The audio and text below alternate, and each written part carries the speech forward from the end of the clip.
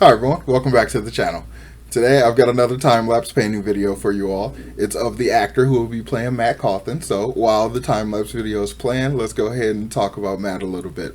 So as usual, make sure you hit that like button and subscribe to the channel if you haven't done so already. And make sure you follow me on Instagram to see more of my art. And let's begin.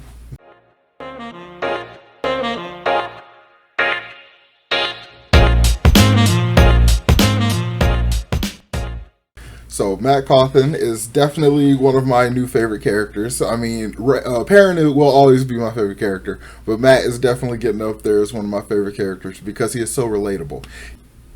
He really just wants to like carouse a little bit, like talk to some girls, have some drinks, do some gambling, and like live a very normal life. Like he really values his own personal autonomy. He really wants to be able to just get up and go and do as he pleases.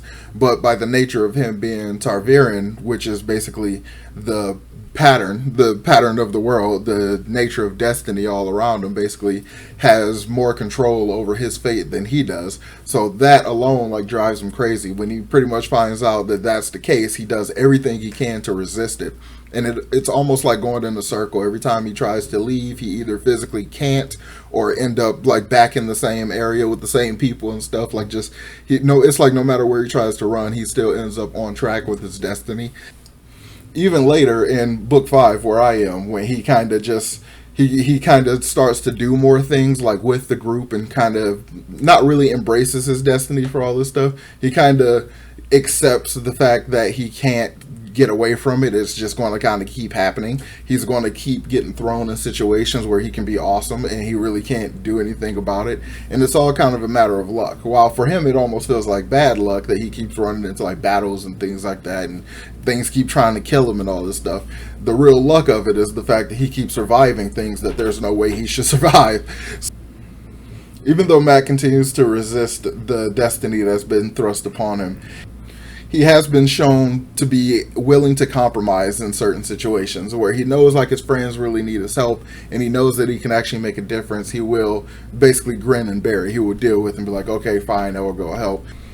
So apart from having very relatable motivations and desires, Matt's personality is one that's kind of like, he's like the a-hole that you kind of like a little bit. He's like described as immature and brazen and kind of arrogant and stuff like that.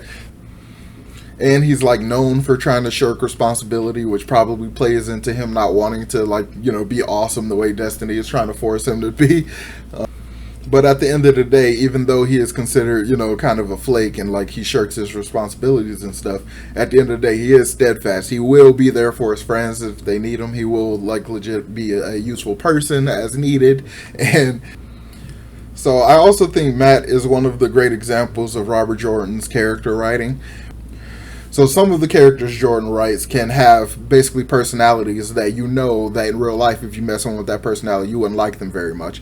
And he writes other characters like Matt who have this personality that if you met in real life, you could be cool with that person. You could, if not like a legitimate friend, you could be a really decent acquaintance with that person. And I think it's really cool to show that kind of dichotomy between these characters, especially when these characters are all in a group and these very different personalities are all at play. They work well off of each other. They cause good conflict and drama between each other, and it makes it more interesting for the reader. But the drawback to that is when you get a real favorite character, you really miss them when they're not around, because Robert Jordan is also not afraid to have a character be completely absent for a book.